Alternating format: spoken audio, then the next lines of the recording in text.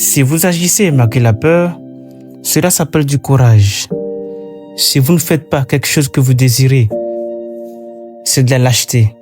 En sortant de la tempête, vous ne serez plus la même personne qu'à l'entrée. C'est la leçon de la tempête. Face à l'incontrôlable, contrôlez votre réaction. C'est là votre véritable pouvoir. Vous allez travailler dur sans voir de résultats immédiats. Vous donnerez tout. Et pourtant, rien ne semblera changer. Vous y mettrez votre cœur et il se pourrait que rien ne se produise. Le plus dur, c'est que cela peut durer des semaines, des mois, voire des années, vous laissant vous demander quand cela portera-t-il ses fruits. Combien de temps dois-je encore tenir? Combien de temps encore dois-je marcher? Vous regardez le monde et pensez, tu as dit un tour de plus, tu as 3 tours. Tu as dit 2 répétitions de plus, il y a 5 répétitions. Mais il faut persévérer. Le problème n'est pas la constante, mais la discipline de choisir ce qui est bénéfique à long terme, plutôt que ce qui est satisfaisant immédiatement. C'est de retarder la gratification. Tout le monde est cohérent. La plupart sont juste cohérents dans les mauvaises choses. Mais voici un secret. Si vos rêves tardent à se réaliser, ils peuvent lentement se transformer en cauchemar de ce que aurait pu être. Beaucoup croient que les meilleurs jours sont derrière eux et que l'avenir est plus sombre que le passé. C'est une manière tragique de vivre. Ce que je peux vous dire, c'est que la seule façon de concrétiser vos rêves est de les lier à l'action. Rêver grand est un bon début, mais il faut ensuite passer à l'action. Pour vivre la vie de vos rêves, vous devez agir. En pleine tempête, beaucoup pensent à leur pète. Mais une fois sorti, la perspective acquise, la personne que vous êtes devenue, le bonheur, la joie, la paix que vous trouvez, il y a toujours un gain. Prenez le temps nécessaire, méritez cette chance, cette opportunité. Et quand vous l'obtenez, exploitez-la pleinement, car vous y avez contribué. Vous avez fixé des objectifs, intégrez cela à votre discipline. Et maintenant, cela fait partie de vous. Vous êtes fait d'une étoffe bien différente. Ne vous laissez pas envelopper dans ce qui ne peut pas vous valoriser. Vous avez de la valeur. Beaucoup a été investi pour vous façonner. Ne vous sous-estimez pas. Vous rencontrez des difficultés. Sachez que tout le monde en fait l'expérience. Vous, moi, tout le monde. Nous y sommes tous confrontés. Nous préférerions ne pas vivre cela. Il y a 2 types de personnes face aux difficultés. Celles qui les traversent et trouvent le chemin vers la prospérité et celles qui restent bloquées dans leurs difficultés pour toujours. Ce qui détermine à quelle catégorie vous appartenez est simple. Les personnes qui prospèrent s'arrêtent pendant les périodes difficiles et se posent une question cruciale. Que suis-je censé d'apprendre de cette situation? Lorsqu'elles trouvent la réponse, elles appliquent cette leçon pour avancer. Les personnes qui s'apitoient sur le sort, celles qui se perçoivent comme des victimes, celles qui souffrent toute leur vie, ne se posent pas cette question essentielle. Alors, faites-le. Nous réalisons notre véritable potentiel seulement quand nous dépassons les limites auxquelles nous nous sommes arrêtés auparavant. Vous êtes capable de bien plus que vous ne le croyez, mais souvent, c'est votre esprit qui vous incite à vous arrêter. Votre corps, cependant, peut persévérer bien au-delà.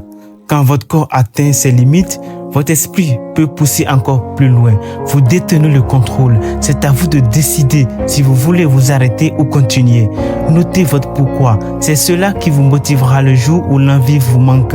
Vous pourriez penser lors de vos séances d'entraînement, « Oh, j'en ai assez, je souffre trop, je ne me suis pas remis d'une blessure. » Il y a des jours où vous n'aurez pas envie de vous lever et continuer parce que la motivation n'est pas toujours présente. C'est dans ces moments que vous devez vous parler, vous convaincre que votre pourquoi est assez important pour 50% des hommes et des femmes évitent de se regarder dans le miroir parce qu'ils sont dégoûtés ou déçus par la situation actuelle. Si vous ne pouvez pas vous regarder dans le miroir, c'est un signe de rejet de soi, d'autocritique, de détestation de soi. Ce n'est pas anodin. Ceux qui peuvent se regarder dans le miroir se concentrent sur les aspects à améliorer. Pour beaucoup de femmes, se maquiller n'est pas un simple ajout, mais un moyen de couvrir ce qu'elles n'aiment pas en elles. Chez de nombreux hommes, si ce n'est pas une question d'apparence, c'est souvent leur situation de vie ou les erreurs commises qui pèsent sur eux. Cette action, cette intention traduit un rejet de soi. Je sais que beaucoup d'entre vous ont perdu leur voix. Je veux vous dire que même si vous avez été convaincus par les autres que vous ne pouvez pas parler, que vos paroles ne comptaient pas, vous avez toujours la capacité de vous exprimer. Je le sais car j'ai passé ma vie à parler intérieurement.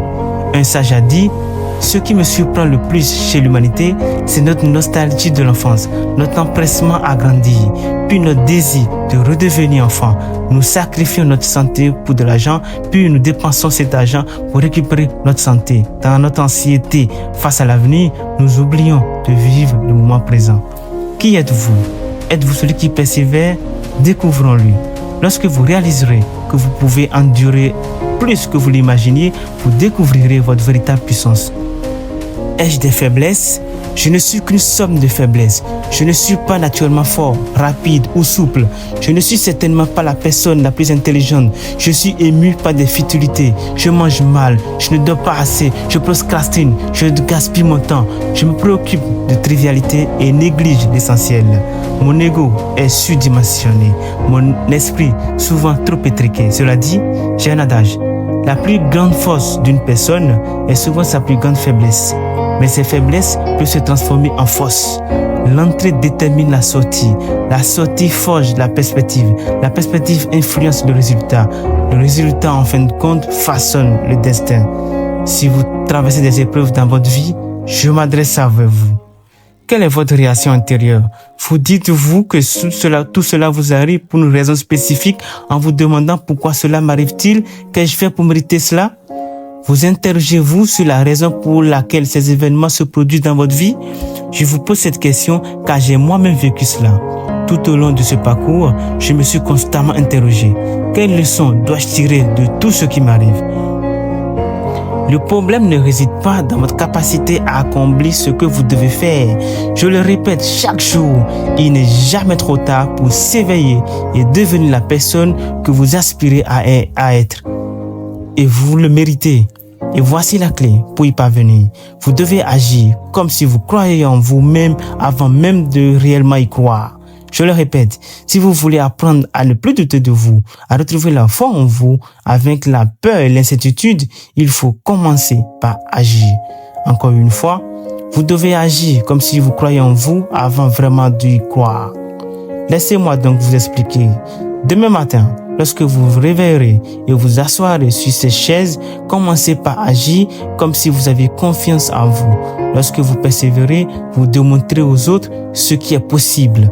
En continuant à avancer, même épuisé, même lorsque vous pensez que vous n'avez plus rien à donner, vous devenez cette source d'inspiration et laissez un héritage qui révèle ce que les êtres humains sont capables. Comprenez bien, il ne s'agit seulement pas de vous, mais de tous ceux qui vous suivront. Il s'agit de la personne à votre gauche et à votre droite qui a besoin d'un exemple à suivre. Vous êtes cet exemple parce que vous avez la capacité d'endurer. Vous pouvez supporter la douleur, je vous le promets. Vous pouvez affronter la haine, je vous l'assure, car c'est lorsque vous prouvez que votre caractère reste intact, même quand vous avez toutes les raisons de l'abandonner, que vous atteignez la véritable grandeur. Cette grandeur réside en vous.